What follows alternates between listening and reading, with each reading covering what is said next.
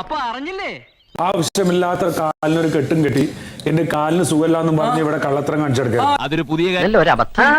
അബദ്ധങ്ങളുടെ ഒരു ഘോഷയാത്ര തന്നെയാണല്ലോ അതിന്റെ ജീവിതം. അതിന്റെ ആക്ട് ആയിരുന്നു.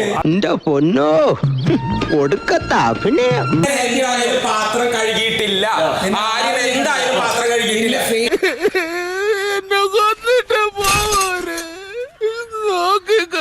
ആരും പാത്രം കഴുകിയിട്ടില്ല.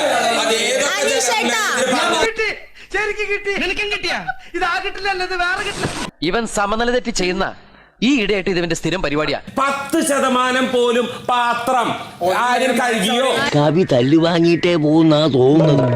കഴുകിയോ? കഴുകിയിട്ടില്ല.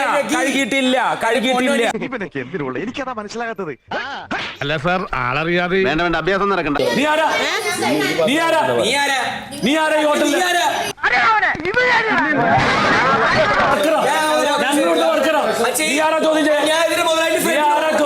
എത്ര സമയം സംഘടന തുടങ്ങിയിട്ട്?